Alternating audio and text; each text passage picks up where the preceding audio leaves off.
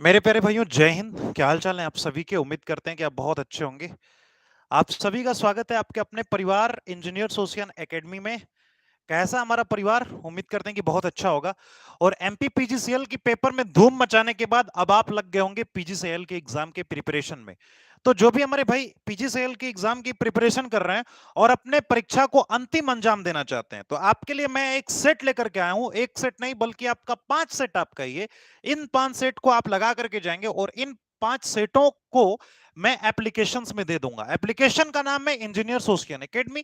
आप Google play store पर करेंगे, आपको एप्लीकेशन मिल जाएगा। आज से डेलीज आपको एक टेस्ट सेट दिए जाएंगे, जिस टेस्ट सेट को इस प्रकार से डिजाइन किया गया है ताकि आपका एग्जाम निकल पाए। इस प्रकार के क्वेश्चंस उसमें डाले गए हैं। आपकी जो आईक्यू लेवल है इस क्लास में थोड़ा सा अच्छा होना चाहिए, क्योंकि आपको क्वेश्चन सुनना है और फिर उसका उत्तर बताना है। मैं क्वेश्चंस को बोलूंगा, आप क्वेश्चन को सुनेंगे। मैं लिखूंगा नहीं, हिंदी अंग्रेजी दोनों में मैं बोलूंगा, उसका उत्तर आप बताएंगे और ऑप्शंस में यहां पर लिख सकता हूं या सॉल्यूशन में यहां पर कर सकता हूं। पहला ऑप्शन है, reluctance of a magnetic circuit is given by. किसी भी मैग्नेटिक सर्किट का, चुंबकीय परिपथ का रिलक्टेंस किसके द्वारा दर्शाया जाता है? रिलक्टेंस का आपसे फार्मूला पूछा है, यानी कि एस का फार्मूला आपसे पूछा है। S is equal to mu naught mu R A, या फिर डिवाइडेड बाई एल, या दूसरा आपका ऑप्शन है S is equal to L upon mu naught, और ये हो गया म्यू आर और ए। तीसरा आपको ऑप्शंस दे रखा है S is equal to A upon mu naught mu R, और आपका हो गया एल। चौथा आपका ऑप्शन है S is equal to L square upon mu naught और म्यू म्यू आर, और यहां पर एल। ए, माफ कीजिएगा, ए। इनमें से आपसे पूछा है कि इनमें से कौन सा, यानी कि रिलक्टेंस का, रिलक्टेंस मैग्नेटिक सर्किट के रिलक्टेंस एस से रिप्रेजेंट करते हैं, इनका कौन सा यहां पर सही फार्मूला है? कौन सा फार्मूला रिलक्टेंस का सबसे सही फार्मूला है? फटाफट से कमेंट बॉक्स में आप बताते चलेंगे। जी बिल्कुल, आपका जो सबसे सही जवाब है L upon mu naught mu R A, S is equal to reluctance का फार्मूला होता है। जहां पर एल आपका क्या है, जो मैग्नेटिक सर्किट्स है उस सर्किट्स की लेंथ को रिप्रेजेंट करेगा।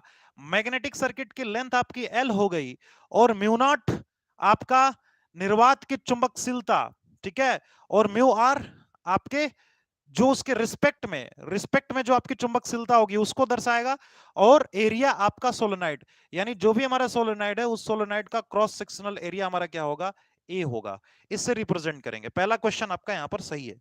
चलिए, एक क्वेश्चन, नेक्स्ट क्वेश्चन आप बताएंगे, आपसे मैं पूछता रहूंगा, आप इसका जवाब देते रहेंगे। नेक्स्ट क्वेश्चन है आपका, नोट भी करते चलिए, कॉपी और पेन अपने साथ लेकर के बैठे रहेंगे।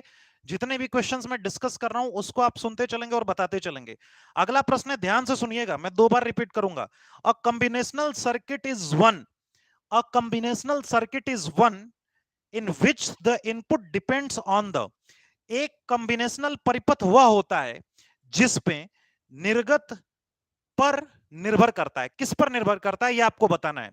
पहला ऑप्शन आपका दे रखा है उन्होंने पेपर में, present input combinational and previous output, यानी इनपुट कॉम्बिनेशनल का पिछला निर्गत, पहला ऑप्शन। दूसरा, प्रेजेंट एंड प्रीवियस आउटपुट, यानी वर्तमान तथा पिछला निर्गत।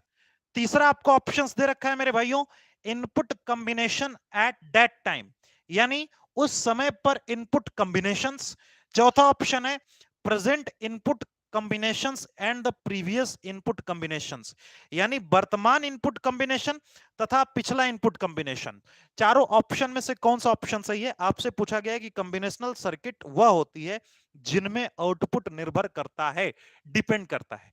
ध्यान दीजिएगा, कॉम्बिनेशनल आपकी जो सर्किट्स है, प्रैक्टिस कर रहे हैं, जो कॉम्बिनेशनल सर्किट आपकी होगी, कॉम्बिनेशनल सर्किट क्या बोलेंगे?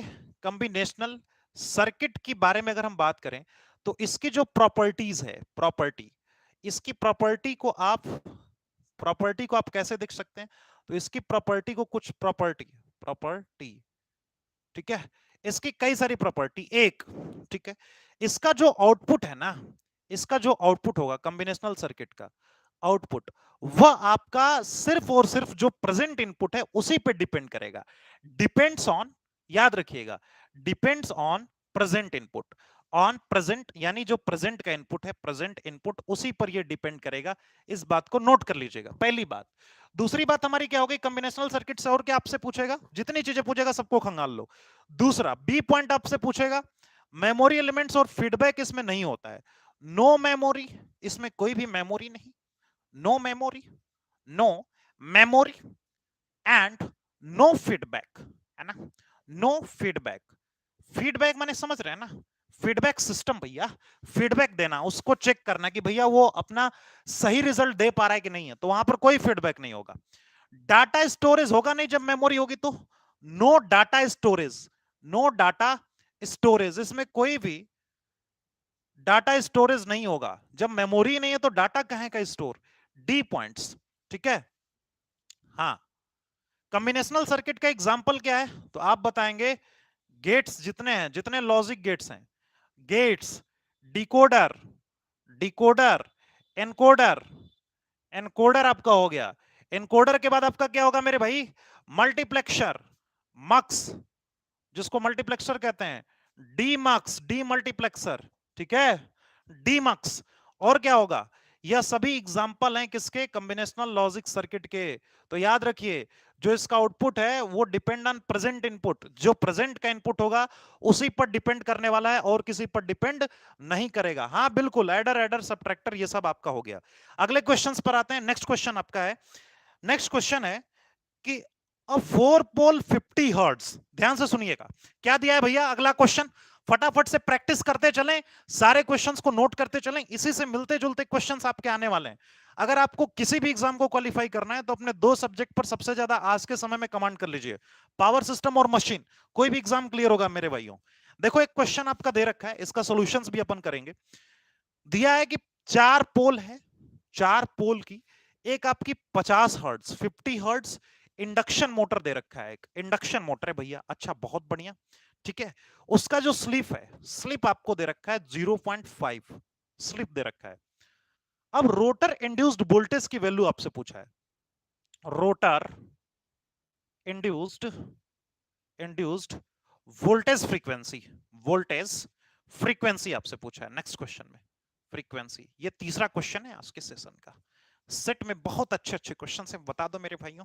देखो पी दिया है 4 पोल 50 हर्ट्ज फ्रीक्वेंसी है, इंडक्शन मोटर है, स्लिप दिया है, पी 4 है, फ्रीक्वेंसी 50 है, बहुत आसान 50 हर्ट्ज है, और स्लिप इज इक्वल टू 0.5 है। आप फार्मूला सीधे सीधे जानते हैं, rotor frequency is equal to S into slip into आपका फ्रीक्वेंसी, ये आपका फार्मूला हो गया। F R is equal to आपका 0.5 में 50 से गुणा कर दीजिए, 50 बचे कितना हो जाएगा 25, 250, यानी कि F R is equal to आपका हो गया 25 हर्ट्ज। एक पॉइंट्स पर आपने डेसिमल लगाया, देखते ये सवाल हो गया 25 हर्ट्ज। बताइए मेरे भाइयों, तीसरा सवाल भी क्लियर है, बहुत 2.5 हर्ट्ज, 2.5 हर्ट्ज आ रहा है, नहीं 50 बचे 250 कर दो ना, 0.5 है, 25 हर्ट्ज आ रहा है ना सभी का। हेलो, बताइए जरा इसका कौन सा ऑप्शन आ रहा है आपका, सभी का इतना ही आ रहा है।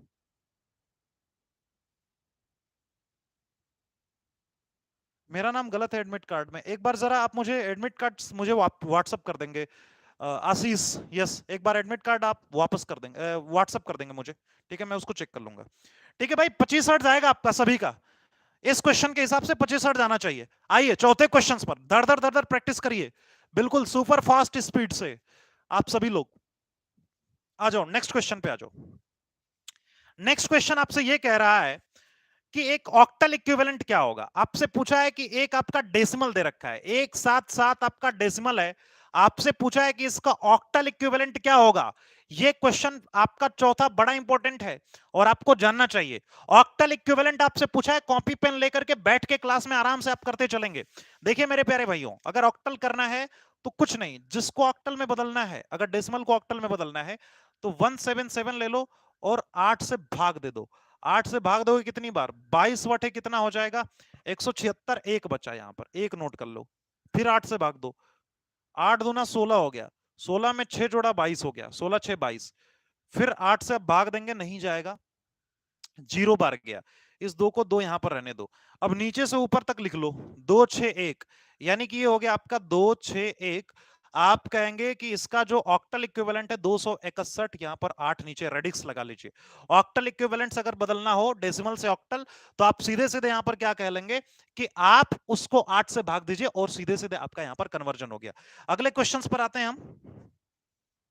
अगला क्वेश्चन फटाफट से, पांचवें क्वेश्चन पर आज के सेशन का, फटाफट से इसको आप नोट करते चलें और नोट करके इन सारे क्वेश्चंस को एक बार आप देखते चलेंगे। थोड़े से छोटे लेवल के क्वेश्चन है लेकिन आगे बड़े लेवल के भी क्वेश्चंस आएंगे। नेक्स्ट क्वेश्चन है, जरा सुनिएगा 15वां। Which of the following types of error, ध्यान से सुनना, which of the following types of error, measurement का क्वेश्चन है, आर डायनेमिक एरर, इनमें से कौन सा त्रुटि डायनेमिक प्रकार की त्रुटि है। डायनेमिक माने जानते हैं ना, डायनेमिक मोशन वगैरह से रिलेटेड डायनेमिक एरर।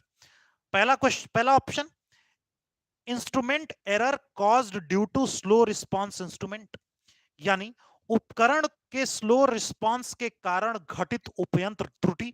दूसरा, एनवायरमेंटल एरर। तीसरा, ऑब्जर्वेशनल एरर जिसको हम प्रेक्षणीय त्रुटि कहते हैं। चौथा, ह्यूमन एरर यानी कि मानव त्रुटि। फटाफट से कमेंट बॉक्स में आंसर बताएंगे कि कौन सी त्रुटि आपकी इसमें से डायनामिक एरर है। पहला ऑप्शन है instrument error cause due to slow response, यानी कि ऐसा उपकरण जो स्लो रिस्पांस दे रहा है, डायनामिक एरर होगा। दूसरा, एनवायरमेंटल एरर, वातावरण त्रुटियां आपकी डायनामिक एरर हो गई। तीसरा, ऑब्जर्वेशनल एरर यानी कि प्रेक्षणीय त्रुटि, जो आप ऑब्जर्वेशन ले रहे हैं उस टाइम पे जो त्रुटि हुआ वो आपकी त्रुटि आपकी हो गई डायनामिक एरर। चौथा आपका ह्यूमन एरर यानी कि आपसे खुद से जो गलतियां हो गई वो। बताइए मेरे प्यारे भाइयों, कौन सा ऑप्शन यहाँ पर करेक्ट हो रहा है, कौन सा यहाँ पर विकल्प आपका सही हो रहा है, फटाफट से बताएंगे। देखिए हमेशा याद रखिएगा डायनामिक एरर आपका क्या होता है। क्वेश्चन नंबर 6 को जरा देख लीजिएगा। अगर डायनामिक एरर की बात करें अपन, तो डायनामिक एरर, तो डायनामिक एरर आपका क्या हो गया, याद रखिएगा डायनामिक एरर आपका जो भी इंस्ट्रूमेंट है वो अगर स्लो रिस्पांस दे रहा है। डायनामिक एरर का मतलब जो हमारा इंस्ट्रूमेंट है, इंस्ट्रूमेंट इंस्ट्रूमेंट हमारा स्लो रिस्पांस दे रहा है। क्या दे रहा है, slow response, slow response, response. ठीक है, इस बात को भी नोट कर लेना। क्वेश्चन नंबर 7वें पे आते हैं, क्वेश्चन नंबर 7, फटाफट से आप सभी लोग सुनते जाओ और इसका आंसर बताते जाओ। ठीक है, वेरी वेरी गुड आफ्टरनून रोली भारती। चलिएगा, हाँ सी नहीं भाई, ए ऑप्शन इसका करेक्ट होगा सबसे पहला। नेक्स्ट क्वेश्चन है, थियरी क्वेश्चन ज्यादा फोकस कर रहा है न्यूमेरिकल्स में आपका। ये जो आप बेसिक इलेक्ट्रिकल वगैरह का देखते हो ना, छोटे छोटे न्यूमेरिकल्स, वही न्यूमेरिकल्स आपके आने वाले हैं। आपने देखा होगा कि यहाँ पर सीरीज में अमीटर लगा है, पैरेलल में आपका वोल्टमीटर, वही क्वेश्चन। इससे बड़े क्वेश्चंस आपके आने की संभावनाएं नहीं है, इससे बड़े वो प्रश्न आपके नहीं पूछेंगे। अगला प्रश्न बताइए, the primary function of capacitor across the supply of fluorescent tube is to, यानी जो हमारा फ्लोरोसेंट ट्यूब लगा हुआ है, जो रॉड लगा है, इसके अक्रॉस जो आपने कैपेसिटर लगाया है, इस कैपेसिटर का आपका प्राइमरी फंक्शन क्या होगा। ये हमारा फ्लोरोसेंट ट्यूब है, एफटी जिसको आप कह रहे हैं, फ्लोरोसेंट ट्यूब के अक्रॉस। हाँ नहीं, आप किसी गार्जियन के साथ जरूर चले जाइए, मैं तो यही कहूंगा, पीजीसीएल का एग्जाम मत छोड़िए, अच्छी सीटें हैं, सिलेक्शन होने के चांसेस हैं। जो क्वेश्चंस बता रहा हूं इसी के आसपास आपके क्वेश्चंस आएंगे, मिलते जुलते प्रश्न आपके आएंगे। जिस प्रकार से एमपी पीजीसीएल का बच्चों ने अच्छा किया था, आप लोग भी इसका करके आएंगे, चिंता मत करिए। जिनका भी पेपर है दे करके आएंगे आसानी से। गार्जियन के साथ में जाइएगा, कहीं पर भी हो, भारत के किसी भी कोने में दे रखा हो, लेकिन हमने जाना है, हमें पेपर देना है मतलब देना है, ठीक है, और दे करके पेपर को सिलेक्शन भी लेना है। तो कैपेसिटर को क्यों लगाते हैं भैया फ्लोरोसेंट ट्यूब में। पहला ऑप्शन है आपका रिड्यूस द नॉइज, शोर को कम करता है, बिल्कुल नहीं भैया, खत्म बाजार। रिड्यूस्ड स्टार्टिंग करंट, सोचेंगे, यानी प्रारंभिक धारा को कम करता है। तीसरा, improve the supply power factor, क्या सप्लाई पावर फैक्टर को इंप्रूव करता है। डी, स्टेबलिश्ड द आर्क, यानी कि यहां पर आर्क को स्टेब्लिश करने के कारण, आर्क और कहां से उसमें आ गया, आर्क नहीं आएगा। एक चीज याद रखना ना, जब भी कैपेसिटर यहां पर लगाएंगे, कहीं भी कैपेसिटर लगाएंगे, प्राइमरी प्रायोरिटी ये होती है कि पावर फैक्टर से रिलेशन इसका जरूर होगा, समझ में। तो पावर फैक्टर वहां पर मेंटेन हो सके, तो इसका ऑप्शन जो आपका हो गया improve the supply power factor, जो यहां पर आप सप्लाई दे रहे हैं, इस सप्लाई का पावर फैक्टर आपका इंप्रूव करने के लिए कैपेसिटर इस फ्लोरोसेंट ट्यूब के अक्रॉस लगाया जाता है। बताइए सही बात है सभी लोग, improve the power factor. Very good Himanshu Gupta, सभी लोग जुड़े रहेंगे क्लास में। क्वेश्चन नंबर 8 पे आते हैं, बड़े जोरदार जोरदार आपके क्वेश्चन हैं, न्यूमेरिकल्स भी आएंगे, मजे आएंगे आपको। हाँ, एक आपसे पूछा है कि इन एन अल्टरनेटर, कोई एक आपका अल्टरनेटर है भैया, क्या है, अल्टरनेटर है हमारा, बहुत सही, ध्यान से देखना।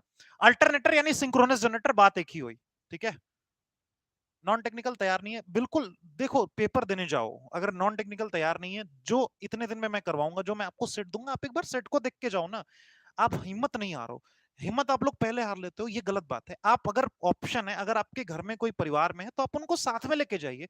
भैया है, पापा है, आप उनको जरूर साथ में लेके जाइए, मैं तो यही कहूंगा, मेरा सजेशन यही होगा। बाकी अगर कोई ऑप्शन नहीं है, तो फिर आप तब एग्जाम को स्किप करिए। देखिए मेरे भाइयों, एक अल्टरनेटर दिया हुआ है, ठीक है, अल्टरनेटर है। If the winding is short pitched by 60 electrical degree, इसकी जो वाइंडिंग है, वाइंडिंग वाइंडिंग वो आपकी क्या है, शॉर्ट पिच्ड है, short pitched, short pitched by electrical, electrical कितनी है, इलेक्ट्रिकल, इलेक्ट्रिकल कितना है, तो आप कहेंगे सर 60 डिग्री इलेक्ट्रिकल दे रखा है, 60 डिग्री इलेक्ट्रिकल है, note this point, 60 degree electrical. अब आपसे पूछा है कि it's pitch factor will be, इसका पिच फैक्टर क्या होगा, आपसे पिच फैक्टर पूछा है, केपी की वैल्यू पूछा है, पिच फैक्टर इसका कितना होगा अल्टरनेटर का, फटाफट से बताइए। इलेक्ट्रिकल डिग्री 60 दे रखा है, पिच फैक्टर आपसे पूछ रहा है, फटाफट बताइए। क्वेश्चन नंबर 8वां, जबरदस्त सा क्वेश्चन है। एक अल्टरनेटर है, ये आपका अल्टरनेटर है, सिंक्रोनस जनरेटर जिसको हम कहेंगे, इसका जो वाइंडिंग है वो आपकी शॉर्ट पिच्ड है, और इलेक्ट्रिकल उसका वो शॉर्ट पिच्ड कितना है, 60 डिग्री इलेक्ट्रिकल है। आपसे केपी पूछ रहा है, केपी मतलब जो पिच फैक्टर है वो कितना हो जाएगा, बताओ मेरे भाइयों। केपी का एक फॉर्मूला होता है, KP is equal to cos of theta by 2, हमेशा याद रखना। थीटा कितना दे रखा है 60, तो कॉस 60 बाई 2, यानी कि कॉस क्या हो गया, इज इक्वल टू कॉस आपका 30 डिग्री हो गया। कॉस 30 अंश का मान कितना होता है, आप कहेंगे अंडर रूट 3/2, यही तो। अंडर रूट 3/2 को डिवाइड करोगे तो केपी इज इक्वल टू क्या हो जाएगा, 1.342, और डिवाइडेड बाय 2, तो 0 पॉइंट आपका 866 आपका आएगा। ये आपका केपी की वैल्यू निकल करके आ गई एक लाइन में। अगर आपको आंसर पता है, फार्मूला पता है, आंसर नहीं फार्मूला अगर आपको पता है, तो आप इस क्वेश्चन को कर ले जाएंगे। क्वेश्चन नंबर 9 पे आते हैं फटाफट से, चलिएगा। मेरा ये टारगेट रहेगा कि कम से कम 20-30 क्वेश्चन डेली हम डिस्कस कर लें, ताकि आपके पेपर के लिए जो भी एक्यूरेसीज है वो अप्रोच हो पाए, और आप अपने पेपर को एक बेहतरीन तरीके से कर पाए। लाइक शेयर जरूर करेंगे, चैनल पे नए तो सब्सक्राइब करेंगे। बहुत जोरदार के कॉन्सेप्ट आपको बता रहे हैं, नई नई चीजें आपको सीखने को मिलेंगी, और नए नए कॉन्सेप्ट। डेली 12 बजे हमारी क्लास होगी, इसी टाइम पर हमारी क्लासेस चलेंगी, और बढ़िया चीजें हम सीखेंगे, सीखने को हमें बढ़िया चीज से बढ़िया चीजें मिलेंगी। आ रहा है समझ में सभी को, आइए जरा नेक्स्ट आपका है क्वेश्चंस। देखिए आपसे पूछा है ना, electrical measuring instrument, question number आपका 9th है, क्वेश्चन नंबर 9th। कोई भी मेजरिंग इंस्ट्रूमेंट है, ये आपका क्या है, electrical, electrical, electrical measuring, measuring, ध्यान से समझना, विजुलाइज भी करा रहा हूं, measuring instrument, instrument.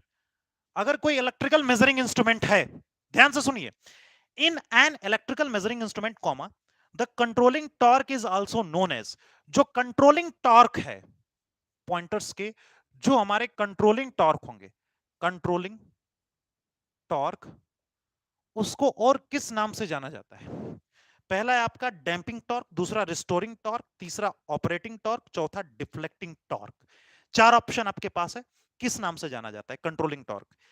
Damping A option, B option restoring torque, तीसरा C option operating torque, D option deflecting torque. कौन सा ऑप्शन होगा, कंट्रोलिंग का मतलब, अगर आप किसी को कंट्रोल कर रहे हैं तो उसको रिस्टोर कर रहे हैं ना भैया। Controlling torque is equal to restoring torque के नाम से जाना जाता है, रिस्टोरिंग टॉर्क, याद रखिएगा, रिस्टोरिंग टॉर्क, ये आपका सबसे इंपॉर्टेंट है। बिल्कुल पेपर की खोपड़ी में छेद करके आओगे शिवात, चिंता मत करो, इस बार उसी हिसाब से प्लान सब कुछ किया गया है। बस आप सभी से रिक्वेस्ट है कि आप सभी लोग जुड़े रहेंगे क्लास में, और अपना सहयोग बनाए रखेंगे। रिस्टोरिंग देखिए इतना अच्छा आपका लेवल है, आप कह रहे हैं कि पेपर देने नहीं जाना है। आज ये क्वेश्चन नंबर 10 पर आप आ जाइए फटाफट से सभी लोग। 10वां क्वेश्चन आज के सेशन का आपसे पूछा है, Ohm's law is applicable for, छोटा सा प्रश्न, इसको बताओ आगे बढ़ जाओ। Ohm's law is applicable for, Ohm का नियम किसके लिए लागू होता है। पहला है नॉन लीनियर डायोड, दूसरा मेटेलिक कंडक्टर, तीसरा जीनर डायोड, और चौथा नॉन मेटेलिक कंडक्टर। किसके लिए भैया, ओम्स लॉ एक लॉ है जो वी और आई के बीच में रिलेशन दिखाता है, वी और आई के बीच में रिलेशन आपका दिखाएगा, और लीनियर इसका ग्राफ होगा, ग्राफ आपका लीनियर, और आपका मेटेलिक कंडक्टर्स के लिए, always for metallic conductor. Metal conductor, यानी जिसको हम मेटल कंडक्टर कहेंगे, ऑप्शन बी मेटल कंडक्टर के लिए यूज होता है मेटल कंडक्टर। स्क्रीनशॉट लेते चलेंगे इन सभी का। क्वेश्चन नंबर आपका हो गया 11 इसके बाद, फटाफट से सभी लोग हाँ क्लास में जुड़े रहेंगे, बताते चलेंगे सभी लोग ना। Metallic conductor, very good, metallic conductor, very nice very nice. Next question आपका है, A starter is necessary to start a DC motor because, एक डीसी मोटर है मेरा, इस डीसी मोटर को स्टार्ट करने के लिए, ध्यान से समझना, पूरा सब मिक्स है क्वेश्चन। डीसी मोटर को स्टार्ट करने के लिए स्टार्टर की आवश्यकता पड़ी। To start the DC motor, इसको स्टार्ट हमें अगर करना है, यानी टू स्टार्ट, तो हमें एक स्टार्टर की नीड पड़ी। To start a DC motor a starter is necessary because, क्यों? पहला ऑप्शन, एट इसलिए स्टार्टर लगाया जाता है, क्यों? ये आपसे पूछा है क्यों। पहला, एट स्टार्ट यानी शुरुआत में, the value of back EMF is zero, यानी बैक ईएमएफ का मान स्टार्टिंग में शून्य होता है, पहला ऑप्शन।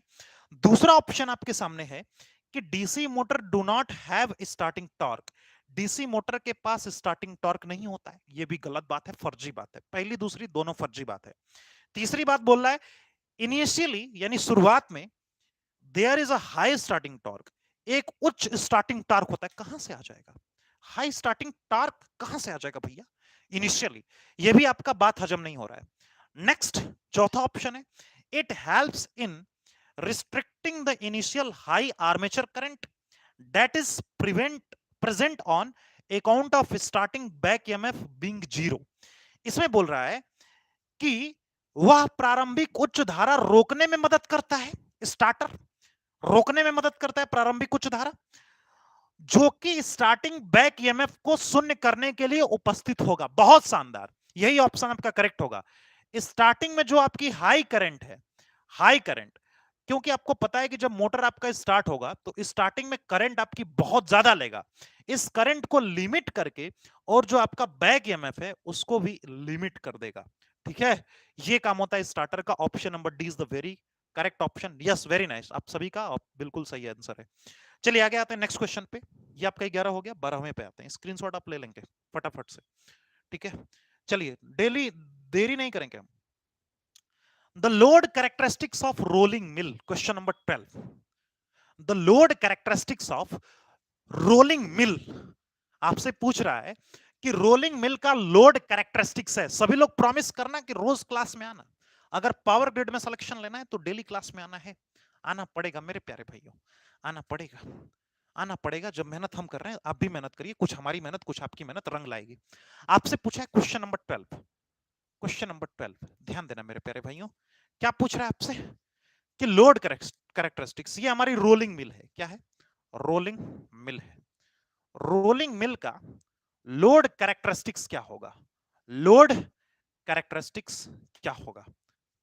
पहला ऑप्शन जरा ध्यान से समझिएगा, fluctuate widely long interval of time, समय के लंबे अंतराल के साथ साथ फ्लक्चुएट करता है, क्या ऐसा होगा? पहला ऑप्शन। दूसरा ऑप्शन है आर कांस्टेंट, यानी कि इसकी कैरेक्टरिस्टिक्स कांस्टेंट होती है। तीसरा option, fluctuate widely with in short interval of time, समय के थोड़े से अंतराल में बहुत ज्यादा फ्लक्चुएशन होता है। चौथा ऑप्शन है आपका वेरी, हमेशा परिवर्तन होता रहता है। मेरे प्यारे भाइयों, रोलिंग जो मिला ना, शॉर्ट इंटरवल ऑफ टाइम में, अगर मान लीजिए टाइम हमारा टी है तो बहुत ज्यादा ये फ्लक्चुएट करेगा। शॉर्ट इंटरवल ऑफ टाइम में, बहुत कम समय में बहुत ज्यादा फ्लक्चुएशन करेगा। C will be the correct option. C आपका करेक्ट है कि आपके सबसे कम समय में, less interval of time, within a short interval of time, fluctuate widely, बहुत ज्यादा फ्लक्चुएट करता है, बहुत ज्यादा वाइडली फ्लक्चुएट करेगा एक कम समय में, याद रखिएगा ये ऑप्शन बहुत ही इंपॉर्टेंट। देखिए इतना अच्छा आपने आंसर दिया रोली भारती, और आप कह रहे हैं कि पीजीसीएल का मैं पेपर नहीं दूंगी। आपका मेरे भाइयों, जो लोग भी यूपीपीसीएल की तैयारी कर रहे हो, पीजीसीएल में आप चले जाओ अगर आपका हो रहा है तो। और अगर मगर की बात ही नहीं है, आप पीजीसीएल का पेपर जरूर दो, आप उसी के इक्विवेलेंट रहोगे यूपीपीसीएल के, याद रखना। नेक्स्ट क्वेश्चन पे आ जाओ, क्वेश्चन नंबर 13 पे। बताओ क्यों नहीं डिस्कस होगा भैया क्वेश्चन? एकदम होगा, बिल्कुल होगा। आ रहा है समझ में? चलिए बड़ा मस्त मस्त आपसे क्वेश्चन, आपके लिए क्वेश्चन लेकर आए हैं। The ratio of maximum value and RMS value, आपसे पूछा है कि ऊपर मैक्सिमम वैल्यू है और आपका नीचे आरएमएस वैल्यू है। नीचे आपका आरएमएस है, root mean square value, RMS value, इसका रेशियो क्या होगा? आपसे पूछा है, पहला डाइवर्सिटी फैक्टर, दूसरा एवरेज फैक्टर, तीसरा फॉर्म फैक्टर और चौथा क्रिस्ट फैक्टर। मैक्सिमम वैल्यू और आरएमएस वैल्यू के अनुपात को क्या कहते हैं, रेशियो को क्या कहते हैं? Diversity factor, average factor, form factor, FF जिसको आप कहते हैं, या क्रिस्ट फैक्टर? फटाफट से बताइए। क्रिस्ट फैक्टर, सभी लोगों का क्रिस्ट फैक्टर, इसको हम कहते हैं क्रिस्ट फैक्टर। क्या बोलते हैं? क्रिस्ट फैक्टर, के ए, क्रिस्ट फैक्टर ये होगा, crest factor, CREST, crest factor आपका होगा। अब इसके बारे में थोड़ा सा समझ लीजिए। क्रिस्ट फैक्टर आपका होगा क्या कि जो के ऑफ ए होता है वो आपका IM मैक्सिमम वैल्यू और आरएमएस वैल्यू IM/√2, ठीक है, IM/√2। इसको जब आप सॉल्व करोगे तो ये आपका √2 आ जाएगा। यानी जो के ऑफ ए होता है, जो आपके क्रिस्ट फैक्टर होती है, उसकी वैल्यू होती है √2 की वैल्यू 1.414 के बराबर होता है। इस बात को आप नोट कर लीजिएगा। ये क्वेश्चन नंबर आपका 13 हो गया।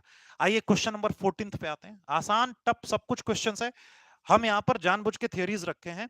हाँ, पीक फैक्टर, पीक या क्रिस्ट एक ही चीज होती है, पीक फैक्टर जिसको हम कहते हैं। तो क्रिस्ट फैक्टर का दूसरा नाम आपका है पीक फैक्टर, इसी को हम पीक फैक्टर भी कहते हैं। तो एग्जामिनर आपको पीक फैक्टर भी देगा और क्रिस्ट फैक्टर भी देगा, तो कंफ्यूज नहीं होना है, हमें कभी भी कंफ्यूज नहीं होना है, हमें याद रखना है। चलिए, एक क्वेश्चन आपसे पूछा गया है कि two incandescent bulb rated respectively as P1 and P2, दो इनकैंडिसेंट लैंप हैं, ठीक है, रेटेड है P1 और P2, एक की पावर P1 दूसरे की पावर P2 है, for operation at specific main voltage are connected in series. बहुत शानदार।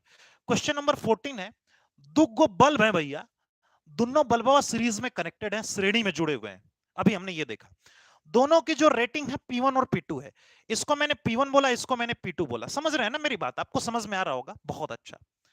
हाँ, P1 and P2 connected in series across the mains. यहां पर एक मेंस लगा हुआ है, मेंस का मतलब एक वो वोल्टेज लगा है, वोल्टेज लगा दो एक मेंस के साथ, ये सीरीज में कनेक्टेड है। अच्छा भैया, इतना हमें समझ में आ गया। Across the mains, full stop, the total power supplied by the mains to the two bulbs will B.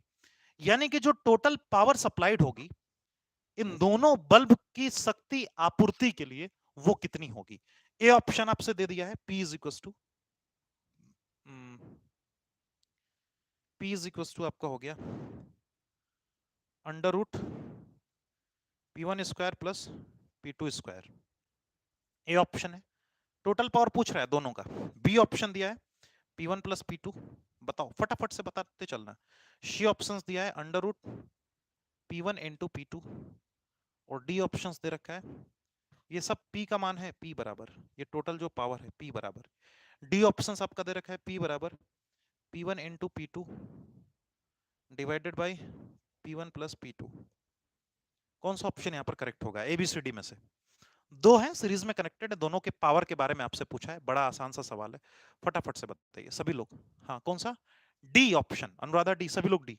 क्या करेक्ट है डी सभी का? आप सभी का डी आ रहा है। अगर दोनों पैरेलल में पैरेलल में अगर कनेक्टेड है बल्ब, तो आपका डी। अगर मान लो सीरीज में, सॉरी अगर सीरीज में कनेक्टेड है तो P इज इक्वल टू आपका P1 इंटू P2 अपान P1 प्लस P2। अगर इसको पैरेलल में कर दोगे तो क्या होगा? अगर हम इसको पैरेलल में कर दें तो क्या होगा? मेरा प्रश्न ये है कि अगर इन दोनों, हाँ, एडवर्टाइजमेंट को आप लोग स्किप कर देंगे और क्लास में बने रहेंगे। हाँ, अगर इन दोनों को मैं पैरेलल में कनेक्ट कर दिया उस टाइम पे क्या होगा? बताइए, लिख के बताइए, सोच के। अगर पैरेलल में है तो पावर आप कैसे निकालेंगे इन दोनों बल्ब की? फटाफट से बताइए। हाँ, फटाफट से। पैरेलल में हो तो, मेरे भाइयों, मेरे लाल, आपसे मैंने ये पूछा कि अगर ये दो बल्ब पैरेलल में हो जाएं तो फिर क्या होगा? पैरेलल में ऑप्शन बी आ गया। सभी लोग बताइए, क्या सहमत हैं इस बात से? अगर पैरेलल में कर दिया जाए तो कौन सा ऑप्शन यहां पर करेक्ट हो रहा है? P1 प्लस P2 सिवा। वेरी गुड, चलिएगा। तो इस चीज को याद रखिए। 14 क्वेश्चन आपका हो गया, 15वें पर आते हैं।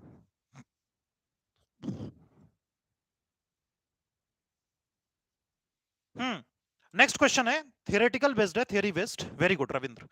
आपसे पूछा है कि the connected load of a domestic consumer is, जो डोमेस्टिक कंज्यूमर होते हैं, क्वेश्चन नंबर 15, उनका कनेक्टेड लोड है कितना है भैया?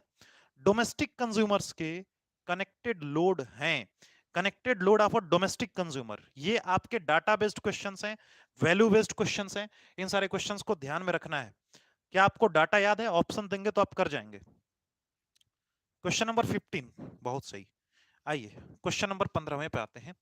क्वेश्चन नंबर हमारा है भैया 15 आज के सेशन का। आपसे पूछा है यहां पर कि the connected load of a domestic consumer usually around, जो हमारे डोमेस्टिक कंज्यूमर है, ये क्या है? डोमेस्टिक, डोमेस्टिक कंज्यूमर, इनका जो लोड होगा, कनेक्टेड लोड होगा, वो कितना होगा? A 80 kilowatt, B 120 kilowatt, 120 kilowatt, 5 kilowatt, और डी 3 किलोवाट। लेटेस्ट वर्जन का क्वेश्चन है, पुराना है लेकिन लेटेस्ट आपके लिए है। फटाफट से बताएंगे कौन सा ऑप्शन। 6% प्लस माइनस, ठीक है।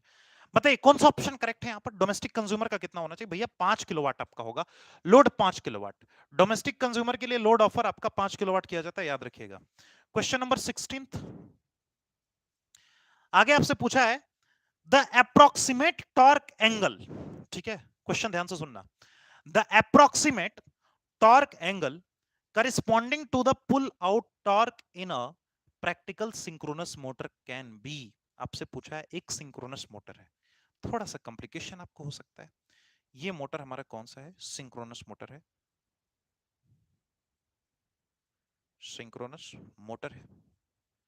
आपसे ये पूछा है मेरे प्यारे भाइयों, इस सिंक्रोनस मोटर का जो अप्रोक्सीमेट टॉर्क एंगल है, पुल आउट टॉर्क के करस्पॉन्डिंग क्या होगा? पुल आउट टॉर्क और ये जो इसका अप्रोक्सीमेट टॉर्क, टॉर्क एंगल, ये आपसे पूछा है कितना होगा? बताइए मेरे प्यारे भाइयों कितना होगा? इन दोनों के बीच का जो एंगल होता है वो आपका 75 अंश का होता है, याद रखिएगा। कुछ इस प्रकार से 75 डिग्री का होता है, 75 डिग्री अप्रोक्सीमेट आपका 75। 70 75 80 85, यही आपका ऑप्शन था, तो 75 आपका हो गया, ठीक है। डिपेंड करेगा कि छोटी है कि बड़ी है कि कैसी है, ठीक है, वो डिपेंडेंसीज होंगी। 16th वाले क्वेश्चंस के बाद 17th वाले पर आ जाइए। क्वेश्चन नंबर 17, 16वां समझ में आ रहा है ना? आपसे पूछा है कि किसी सिंक्रोनस मोटर में पुल आउट टॉर्क और जो अप्रोक्सीमेट टॉर्क एंगल है, इनके बीच का एंगल कितना होगा? तो theta is equal to 75 degree, या थीटा आपका 75 अंश।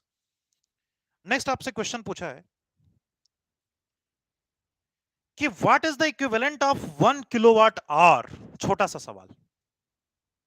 हाँ, लेस देन 90, 100 के आसपास या फिर 90, वो डिपेंड करता है कि आपकी कौन सी इंडस्ट्रीज है, स्मॉल है, लार्ज है, या फिर मीडियम स्केल इंडस्ट्रीज है। अलग अलग स्केल इंडस्ट्रीज के लिए अलग अलग होता है, लेकिन जो हमारे रेजिडेंशियल होते हैं उनके लिए आपका कितना होता है? हाँ, डोमेस्टिक 3 किलोवाट्स, वो कंज्यूमर पर डिपेंड करता है, लेकिन अप्रोक्सीमेट ऑन एन एवरेज आपका 5 किलोवाट दिया जाता है, ठीक है ना? इस बात को आप याद रखिएगा। हाँ, Himanshu Gupta, you are also correct, yes, 100%। तो डिपेंड्स, कैसा डिपेंड आपका होगा, और उस हिसाब में हम ऑप्शन के हिसाब से फिर करते हैं वहां पर, इस चीज को भी याद रखिएगा आप सभी लोग। चलिएगा, आपसे पूछा है क्वेश्चन नंबर 17 में, 17वां क्वेश्चन पूछा है कि what is the equivalent of 1 kilowatt hour. 1 kilowatt hour के इक्विवेलेंट क्या होगा? 1 kilowatt hour is equal to, पहला है 36 गुणे 10 की घाते 5 BTU, 36 into 10 to the power 5 BTU. Second option 36 into 10 to the power 5 erg, 36 into 10 to the power watt, 36 into 10 to the power joule, 10 to the power 5 joule. तो 36 गुणे 10 की घाते 5 joule, 36 गुणे 10 की घाते 5 जूल होगा, ये आपका जूल होगा, ठीक है, जूल होगा। और ये आपका 1 किलोवाट आवर्स, तो ये इसके इक्विवेलेंट्स होती है यूनिट किलोवाट आवर्स की। क्वेश्चन नंबर 18 पे आ जाते हैं बिना टाइम को वेस्ट किए। छोटा सा सवाल है, आप इसको देखोगे नहीं कि आपका यहाँ पर ऑप्शन आ जाएगा सीधे सीधे। हाँ, D option is the correct option. आपसे पूछा है यहाँ पर कि pull out torque of a squirrel cage induction motor, इसका स्क्रीनशॉट लीजिए। 18वां थोड़ा सा आपका ट्विस्टिंग क्वेश्चन है, जो आपके लिए बड़ा ही लाभकारी साबित होगा। आपसे पूछा है कि एक आपका स्क्वायरल केज इंडक्शन मोटर है, स्क्वायरल केज, स्लिप रिंग नहीं, स्क्वायरल केज है भैया। एक स्क्वायरल केज इंडक्शन मोटर है। क्वेश्चन नंबर 18 पे आते हैं फटाफट से। एक स्क्वायरल केज इंडक्शन मोटर है, कौन सा इंडक्शन मोटर है भाई? स्क्वायरल केज इंडक्शन मोटर है एक। चलिएगा, ध्यान से सुनना मेरे भाइयों, बड़े मजेदार क्वेश्चंस आपके लिए आया हूं। एक आपका स्क्वायरल केज इंडक्शन मोटर है। क्वेश्चन नंबर 18 को ध्यान से समझना। 18 क्वेश्चन डिस्कस किए ना, अरे मजा आएगा भाइयों। एक स्क्वायरल केज इंडक्शन मोटर है, कौन सा है? Squirrel cage, squirrel cage, squirrel cage induction motor. Cage पिंजरा प्रारूपी प्रेरण मोटर है, induction motor. occurs at that value of slip where rotor power factor equals। ये आपका क्या करता है, ऐसे स्लिप का मान घटित होता है, स्लिप का मान यहां तक आपका पहुंचता है जिस पर पावर फैक्टर इसका क्या होता है, इक्वल होता है। पावर फैक्टर इसका क्या हो जाता है, इस मोटर का इक्वल हो जाता है। यानी आपसे पूछा है कि एक स्क्वायरल केज इंडक्शन मोटर है, जो पुल आउट टॉर्क उस स्लिप पर घटित होता है।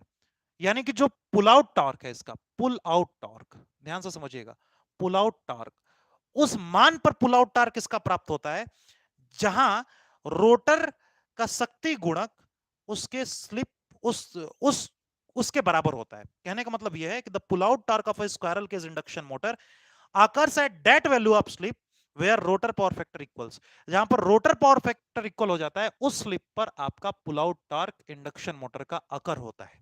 आपसे ये क्वेश्चन आपका पूछा गया है, ठीक है? आ रहा है समझ में? इसका ऑप्शन सुन लीजिए जरा। A option 1, B option 0.866, C option 0.5, D option आपका 0.707। मेरे भाइयों बताइएगा कौन सा ऑप्शन करेक्ट होगा। एक छोटा सा, आप अगर हमारी क्लास को देखे होंगे तो आपको एक छोटी सी चीज याद आ जाएगी। आप इस चीज को समझिएगा। देखिए इसमें क्या है कि cos फाई का जो फॉर्मूला होता है, हमेशा याद रखो, वो आपका R बाई जेड। इस क्वेश्चन में करना क्या है जरा समझना, रेजिस्टेंस अपॉन इंपेडेंस, यही तो आप लिखते हो, R by Z. Very good. cos phi is equal to R by Z. अगर मैक्सिमम टॉर्क की बात करें, फॉर मैक्सिमम टॉर्क, अगर मैक्सिमम टॉर्क की बात करें तो मैक्सिमम टॉर्क के लिए आप ये बोलोगे मेरे भाई कि आपका R अपॉन जेड की value x2 XL square upon R square, यानी एक्सएल जो लोड है स्क्वायर प्लस आपका आर स्क्वायर। ये मैक्सिमम टॉर्क के लिए क्या होगा, आपका R2 is equal to x2 के बराबर में हो जाएगा। जो रोटर रेजिस्टेंस है वो रोटर रेजिस्टेंस के रिएक्टेंस के इक्वल होगा, यानी कि रेजिस्टेंस का मान रिएक्टेंस के बराबर हो जाएगा। यही तो हम पढ़ते हैं ना मैक्सिमम टॉर्क की कंडीशन में, भाई cos phi R by Z ये फॉर्मूला है। लेकिन मैक्सिमम टॉर्क तभी होगा जब R2 मतलब रोटर, R1 मतलब स्टेटर, रोटर रेजिस्टेंस जब रोटर रिएक्टेंस के इक्वल होगा, हाँ या ना? सही है। अब बताओ जरा, जब रोटर रेजिस्टेंस रोटर रिएक्टेंस के इक्वल हो गया तो आप इसको क्या कह सकते हो, आप इसको कह लो R डिवाइडेड बाई R, और यहां पर आपका हो गया अंडर रूट 2, क्योंकि 1 प्लस 1 आपका क्या हो गया, 2 हो गया। भाई जो रोटर रेजिस्टेंस है वही आपका रिएक्टेंस है, तो अंडर रूट 2, आर से आर आपका कैंसिल आउट और सीधे सीधे आपका बचा 1 अपॉन अंडर रूट 2।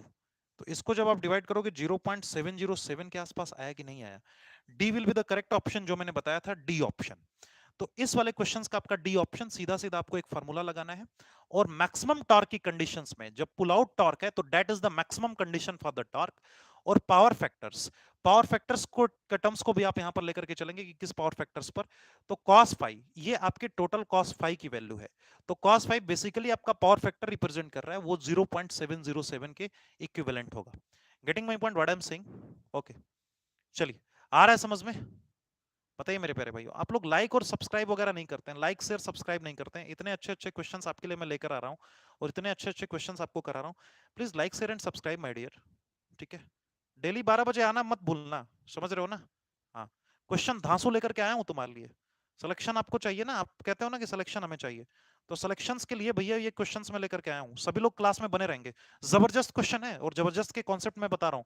18वां क्वेश्चन आपका हो गया। क्वेश्चन नंबर 19 पे आते हैं।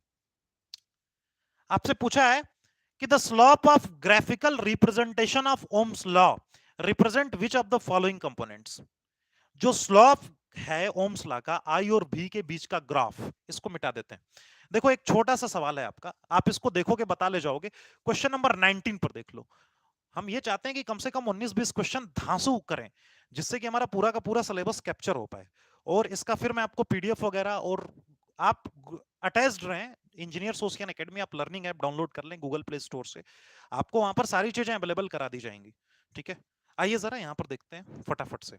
आपसे ये पूछा है कि slope of a graphical representation of Ohm's law, question number 19 जरा देखना। जो graphical representation of Ohm's law है, ओम्स लॉ में यहां पर आपका v है, यहां पर आपका i है, एज एम राइट और रॉन्ग? ये आपका थीटा एंगल पर एक कोई स्लोप आपका जा रहा है, इसको हम बोलेंगे स्लोप। ठीक है, स्लोप ऑफ, इस स्लोप की बात है, slope of graphical representation of Ohm's law represent which of the following components, ये किसको रिप्रेजेंट करता है, किसको रिप्रेजेंट करता है? इंपिडेंस को, A option impedance, impedance, B option resistance, resistance, resistance, C option both A and B, and D option आपका क्या मैंने लिखा था यहां पर, कंडक्टेंस। बहुत शानदार, कंडक्टेंस। बताओ मेरे भाइयों कौन सा ऑप्शन यहां पर सही होगा? ये वेरी इंपॉर्टेंट है, ये आपको ग्राफ बना करके और इससे आपसे प्रश्न पूछा जा सकता है ओम्स लॉ पर। बताइए मेरे प्यारे भाइयों, conductance and resistance, how is it possible? Conductance and resistance both are opposite to each other. हाँ चलिए ई ऑप्शन में दे देता हूं, B and D both, E option भी आपका है। बताइए जरा कौन सा ऑप्शन करेक्ट होगा? हाँ 0.707। ठीक है, वो आपके पहले प्रीवियस क्वेश्चंस का हो गया। मैं यहां पर पूछ रहा हूं कि ये स्लोप किसको रिप्रेजेंट करेगा? आपसे पूछा है ओम्स लॉ, ओम्स लॉ के लिए, ये ओम्स लॉ पे क्वेश्चन है, ओम्स लॉ। इसमें कई सारे लोग गलती करके आएंगे और ये थोड़ा सा नया मॉडिफाइड क्वेश्चन है आपके सामने जो दिख रहा है, और गलती करने की संभावनाएं इसमें आपकी बढ़ती नजर आ रही है मुझे, और मुझे ऐसा लग रहा है कि आप गलती कर पाएंगे, लेकिन गलती नहीं करना है, आपको बड़े हिसाब से अच्छे से सोच समझ करके इसका जवाब देना है। सी ऑप्शंस बोथ एंड बी। और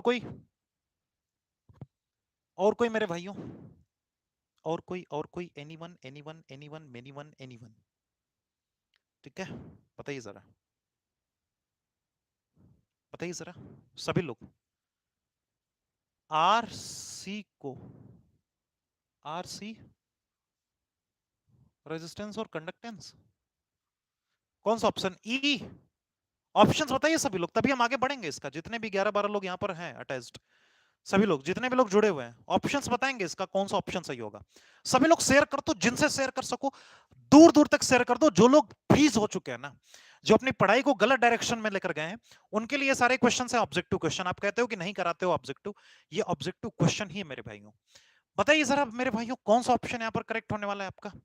आपसे पूछा है कि ओम्स लॉ जो वी और आई के बीच में स्लोप ड्रॉ होता है, वो इनमें से किसको रिप्रेजेंट करता है? छोटा सा सवाल है आपका। B option Deepak, E option, B E option आ रहा है। सिर्फ दो लोगों ने ऑप्शन यहां पर बताया, बी ऑप्शन रेजिस्टेंस और E option B and D, यानी कि रेजिस्टेंस एंड कंडक्टेंस। और कोई? स्लोप रेजिस्टेंस को प्रदर्शित करता है Akash Shukla, Himanshu. If graph poles is I and V then gives conductance. मेरे प्यारे साथियों एक चीज याद रखना, क्या मुझे ये बताओ, ओम्स जो लॉ है वो एसी के लिए और डीसी के लिए एप्लीकेबल होगा कि नहीं होगा? एसी और डीसी, एसी करंट और डीसी मतलब अल्टरनेटिंग करंट और डायरेक्ट करंट, अल्टरनेटिंग एसी और डीसी दोनों के लिए एप्लीकेबल होगा, हाँ या ना? यस या नो, पहले ये बताओ, यस और नो। इसको डिस्कस करने का ये क्वेश्चन है, इसलिए मैंने यहां पर रुका। अरे होगा ना? क्या आप यहां पर डीसी वोल्टेज लगाओगे तो नहीं होगा, एसी वोल्टेज लगाओगे तो नहीं होगा? ओम्स लॉ दोनों के लिए एप्लीकेबल है क्या? ओम्स ने कभी ये नहीं बताया था कि आप डीसी लगाओगे कि एसी लगाओगे। एज एम राइट और रॉन्ग? सही बात है, दोनों के लिए एप्लीकेबल होगा। यानी कि एसी के लिए भी। बहुत सारे बच्चे इस क्वेश्चंस का जो ऑप्शंस हैं वो इंपेडेंस एसी को सोच के लगाते हैं और रेजिस्टेंस आपके डीसी के, यानी सी ऑप्शंस लगा के आते हैं।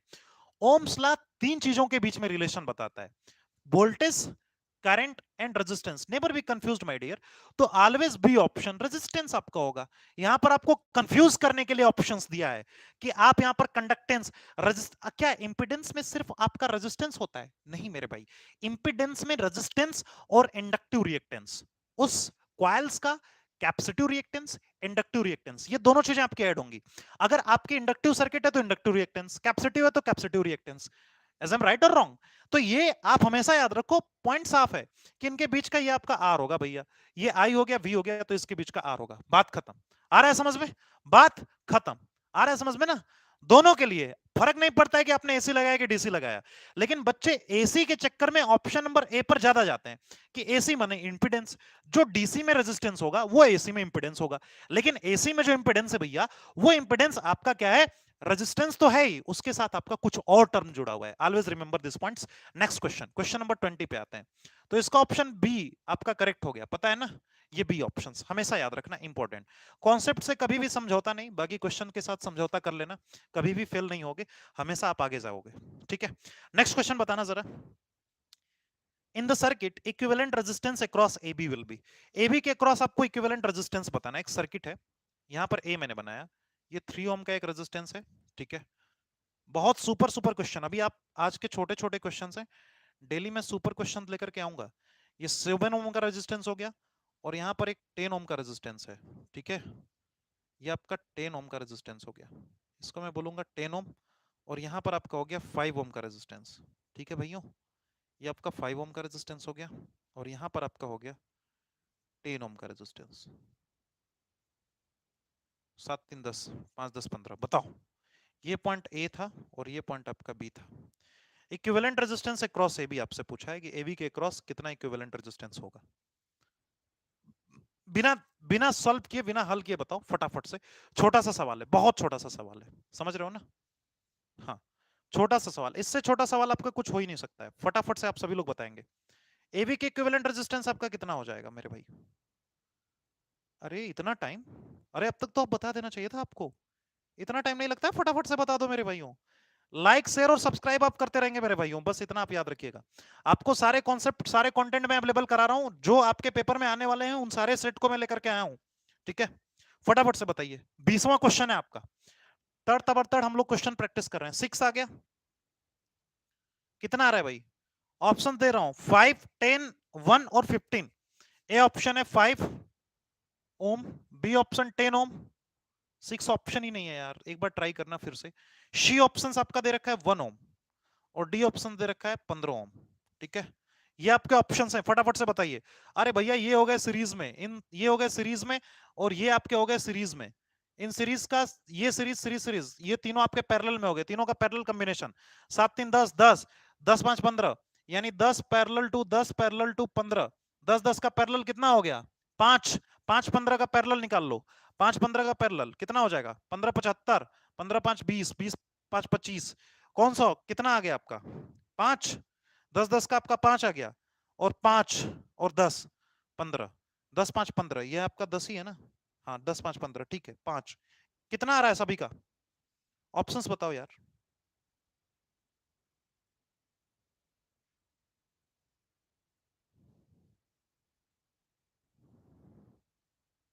ए बी के क्रॉस नहीं, माफ कीजिएगा, ऑप्शंस में थोड़ा सा समझौता करते हैं। 10 10 का 5 हो गया, 5 15 का, 5 गुणे 15 75, 15 5 20, 75 अपान 20 आएगा यार।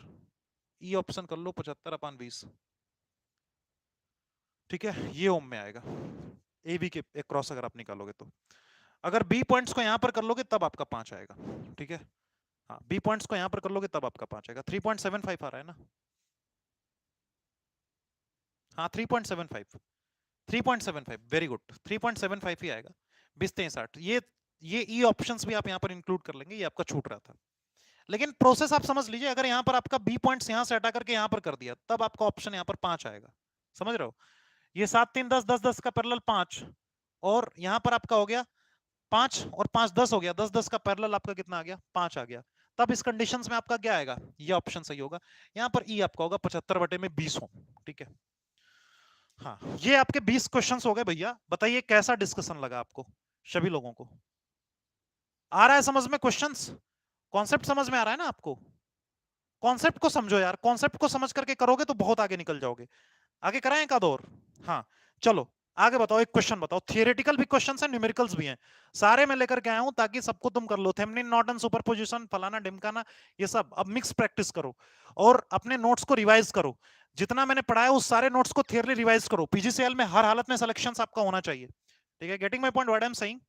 तो पीजीसीआईएल आपका इस बार पीजीसीआईएल में सिलेक्शन होना ही चाहिए किसी कीमत पर, एट एनी कॉस्ट। पेपर निकालना है और पेपर निकालने के लिए सिर्फ एक फंडा है, जितना भी हमने पढ़ा है उसको आप एक बार थियरली रिवाइज कर जाएंगे पूरा का पूरा। चलिए एक क्वेश्चन बताइए, क्वेश्चन नंबर 21 है आपका।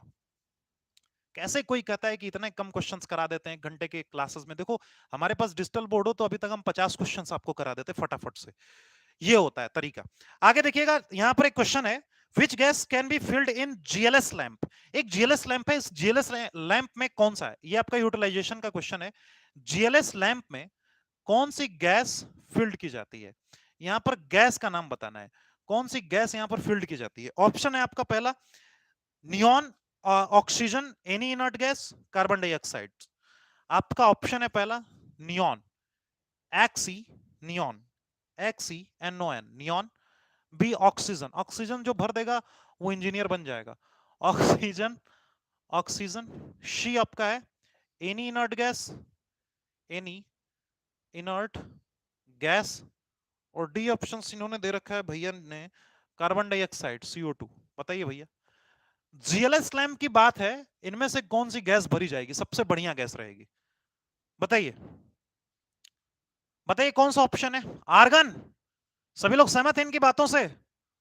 बताओ मेरे भाइयों, फटाफट से बताओ कमेंट बॉक्स में, प्रैक्टिस हमको करना है और सारे क्वेश्चंस को धुआंधार तरीके से। कौन सा गैस आपका जीएलएस लैंप में भरा जाएगा? Neon, oxygen, any inert gas या फिर कार्बन डाइऑक्साइड? फटाफट से बता दो, सी ऑप्शंस। बहुत बढ़िया।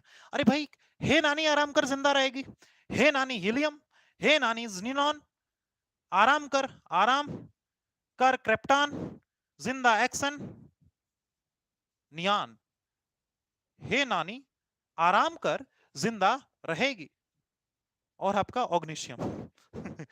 हे नानी आराम कर जिंदा रहेगी, ऐसे याद करिए, हे नानी आराम कर। इनमें से कौन उठा के भर दो यार, क्या हीलियम भरोगे तो काम नहीं करेगा? नियान भर दो, आर्गन भर दो, क्रिप्टॉन भर दो, जिनान भर दो। समझ रहे हो? हे नानी आराम कर जिंदा रहेगी। हाँ, ऑक्सीजन भर देंगे तो फिर, ऑक्सीजन भर देंगे तो उल्टा फिर रिवर्स बैक में जाके इंजीनियरिंग करना पड़ेगा। वही हो गया ना कि एक सिविल इंजीनियर को इलेक्ट्रिकल का काम दे दिया गया, वही हाल होगी। तो सिविल इंजीनियरिंग इंजीनियर को इलेक्ट्रिकल का काम दे देंगे तो वो भर देगा, ऑक्सीजन है, वो धूल मिट्टी भर देगा। भाई जिसको जो फील्ड है उसके अतिरिक्त आप काम देंगे तो वो क्या करेगा? भर देगा, कुछ और भर देगा उठा के, है कि नहीं? धूल भर देगा, कहेगा कि सफेद सफेद दिख रहा है, मजा आ रहा है, फ्लोरोसेंट ट्यूब में धूल भर दिया। तो डिपेंड करता है। आगे बताइएगा, which of the below method does not produce damping torque in measuring instruments? लो बहुत बढ़िया सवाल, क्वेश्चन नंबर 22 सवाल हम लोग आज डिस्कस कर लिए, एकदम खेल गए भैया, इंपॉर्टेंट, उम्मीद नहीं थी इतने की। चलिएगा, आपसे पूछा है इनमें से कौन सा ऐसा सिस्टम है भाई, इनमें से ऐसा कौन सा सिस्टम है, which of the following below methods not producing damping torque? इनमें से कौन सा मेथड डैम्पिंग टॉर्क प्रोड्यूस नहीं करेगा? डैम्पिंग टॉर्क, डैम्पिंग टॉर्क की बात हो रही है, डैम्पिंग टॉर्क प्रोड्यूस्ड नहीं करेगा, does not produce damping torque, नहीं करेगा डैम्पिंग टॉर्क प्रोड्यूस्ड। पहला ऑप्शन है air friction, B option spring control, C option eddy current, D option fluid frictions. बताइए फर्स्ट ऑफ ऑल कौन कौन सा आपका होगा जो आपका डैम्पिंग टॉर्क प्रोड्यूस नहीं करेगा? Does not produce damping torque, air friction, spring control, eddy current, fluid frictions. बताइए मेरे प्यारे भैया, बताइए। Damping torque, damping torque produce नहीं करेगा, प्रोड्यूस नहीं करेगा। ऑप्शन ए है, ए ऑप्शन आपका हो गया air friction, air friction. B option आपका हो गया स्प्रिंग कंट्रोल,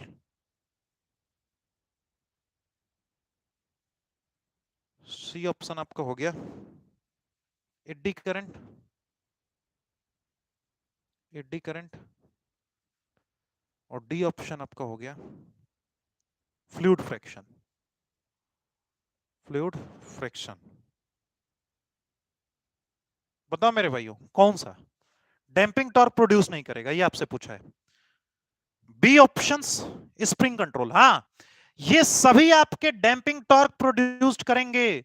सिर्फ बी वाले को छोड़कर स्प्रिंग कंट्रोल कभी भी डैंपिंग टॉर्क प्रोड्यूस्ड नहीं करता है, याद रखिएगा। Never produce damping torque spring control. Yes, this is the very good questions and very good reply from you all. तो कैसा लगा आज का सेशन? हम लोग यहां तक आज के सेशन में करेंगे, लेकिन एक क्वेश्चन जाते जाते और कर दो। छोटा सा क्वेश्चन, छोटा सा सवाल है आपके लिए। क्वेश्चन नंबर 23 है आज के सेशन का। फटाफट से बताना, और डेली बेसिस पर जबरदस्त क्वेश्चंस मैं आपके लिए लेकर आऊंगा, जिससे कि आपकी एक तैयारी बहुत बढ़िया तरीके से हो जाएगी। ऑब्जेक्टिव क्वेश्चंस आपसे पूछा है कि sine wave has a frequency 60 hertz. एक साइन वेव है भैया, एक साइन वेव है ना, एक साइन वेव है, उसकी जो फ्रीक्वेंसी है विद रिस्पेक्ट टू टाइम, इसकी जो फ्रीक्वेंसी है f is equal to 50 hertz है। 50 हर्ट्ज मैंने बोला था, हाँ ठीक है, माफ कीजिएगा 60 हर्ट्ज है। अमेरिका में चल रही है साइन वेव, हमारे यहाँ नहीं है। 60 हर्ट्ज है। अच्छा, it's angular frequency is, angular frequency आपसे पूछा है, एंगुलर फ्रीक्वेंसी ओमेगा। ओमेगा आपका क्या हो जाएगा? अरे बड़ा आसान सवाल है यार, छोटा सा सवाल है, इसका ऑप्शन नहीं देंगे, बेइज्जती हो जाएगा मेरा ही, है ना।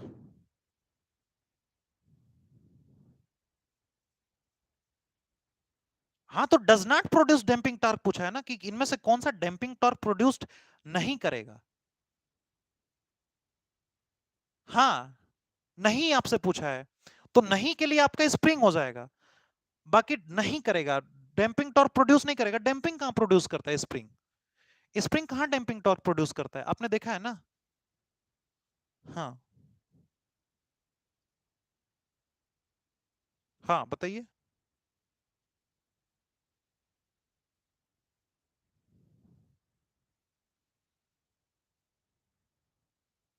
कंट्रोलिंग टॉर्क सिर्फ इसमें क्रिएट किया जाता है, कंट्रोलिंग टॉर्क इसमें होता है ना। हाँ, स्प्रिंग कंट्रोल में, स्प्रिंग कंट्रोल आपका कंट्रोलिंग टॉर्क प्रोवाइड करता है, डैम्पिंग टॉर्क कहां प्रोवाइड करता है? Spring control never produce the damping torque. ठीक है, याद रखिएगा इस चीज को। इसका ऑप्शन बताइए, इसका आंसर बताइए कितना आ रहा है? Pi radian per second. अच्छा देखते हैं। ओमेगा इज इक्वल टू आपका फॉर्मूला होता है 2 pi F, 2 pi F. Omega is equal to, मुझे इसका ऑप्शन भी नहीं पता था लिटरली। ओमेगा की वैल्यू हो गई 2 × पाई और इंटू 60, 60 × 120, ये आपका हो गया 120। आपका आंसर ये पाई में ही होगा, और ये रेडियन पर सेकेंड आएगा। ये ओमेगा की वैल्यू आपकी हो गई, ये आपका करेक्ट आंसर हो गया। ठीक है, आ रहा है समझ में? सभी को आ रहा है ना? हाँ, 120 पाई रेडियन पर सेकेंड आपका आंसर। आपका ऑप्शंस पाई में ही वो दे रखे रहेंगे, अगर नहीं भी दिए रहेंगे तो फिर 3.14 या फिर 22/7 रख के देख लेना, अगर वो पाई की वैल्यू दिए रहेंगे, नहीं तो आपको पाई में ही ऑप्शंस दिया रहेगा। इस क्वेश्चन का ऑप्शन पाई में ही दिया था, तो omega is equal to 2 pi radian. आसान सा सवाल है, छोटा छोटा अभी सवाल है, और छोटे छोटे कॉन्सेप्ट अगर हमारे क्लियर होंगे तो हमें जूनियर इंजीनियर का एग्जाम क्लियर करते हुए देर नहीं लगेगी। तो जूनियर इंजीनियर को क्लियर करने के लिए छोटे कॉन्सेप्ट को लेकर चलना जरूरी है। तो मैंने जो 1 घंटे में आपको पढ़ाया, उम्मीद करते हैं कि आपको मैक्सिमम चीजें रिवाइज्ड हो गई होंगी। और जो हमारी थियोरेटिकल की क्लासेस हैं यूपीपीसीएल के लिए, देखिए यूपीपीसीएल की तैयारी में इतनी शक्ति है कि एमपीपीजीसीएल का जिन्होंने पेपर दिया, हमारे जो बच्चे थे पेड स्टूडेंट्स थे, ये लोग जानते होंगे। कई सारे बच्चे थे हमारे जो पेड स्टूडेंट्स भी थे, जैसे कि प्रिंस पांडे थे, और भी कई सारे बच्चे थे जो लाइव में रेगुलर आते हैं, उनको मुझे पता होता है, और जो नहीं आए हैं वो। तो एमपी पीजीसीएल में अच्छा किए हैं। मेरा ये ध्येय है कि अब आप पीजीसीएल में सिलेक्शन लेकर के आए, ठीक है ना। तो पीजीसीएल में सिलेक्शन लेकर आए, कंट्रोल सिस्टम भी कराऊंगा, सब कुछ कराऊंगा, कुछ छोड़ूंगा नहीं, सारी चीजें करा के भेजूंगा आपको, डीपीपी पीडीएफ सब कुछ सेंड करूंगा। एप्लीकेशन आपने डाउनलोड कर रखा है, जब भी मुझे टाइम मिलेगा एप्लीकेशंस में मैं इसको सेंड कर दूंगा। तो आज के लिए इतना ही। डेली बेसिस पर आप 12 बजे आ जाएंगे, 12 बजे मैं आज आ जाऊंगा, डेली आ जाऊंगा। आज थोड़ा सा लेट हो गया, उसके लिए सॉरी है, लेकिन रोज हम लोग 12 बजे मिलेंगे। कैसी रही क्लास कमेंट बॉक्स में बताएंगे। अगर अच्छी लगी सेशन को शेयर, लाइक और सब्सक्राइब करना नहीं भूलेंगे। डिफरेंट टाइप के क्वेश्चंस, पूरे फुल लेंथ इलेक्ट्रिकल के टेस्ट को हम लोग सर अब नंबर ऑफ क्वेश्चंस और, हाँ नंबर ऑफ क्वेश्चंस और भी मैं कराऊंगा। हाँ, देखिए 22-23 क्वेश्चन है ना, तो इसमें 2-4 क्वेश्चन और अपने मन से भी मैंने डिस्कस किया, उसके उपरांत तदुपरांत तो और 30-35 क्वेश्चन डेली हम लोग डिस्कस करेंगे, जिससे हमारा एक रिवीजन हो जाए, रिवीजन हो जाए ना। हाँ ठीक है, तो ये आपका हो जाए, तो इस चीज को हम ध्यान में रखेंगे। आप सभी लोगों को ऑल द बेस्ट, अपना आप ख्याल रखिए, पढ़ाई करते रहिए। बाकी रिवीजन पॉइंट ऑफ व्यू से 1 घंटे ये सेशन आपके लिए डेडिकेटेड होगा, और जो भी हमारे लिए होगा हेल्पफुल वो आपको अवेलेबल कराया जाएगा। ठीक है। हाँ ठीक है, मैं स्टेपर मोटर के भी बारे में बताऊंगा किसी दिन। Okay, thank you so much all the very best, take care, have a nice day. Okay, God bless you all, thank you so much, thanks a lot.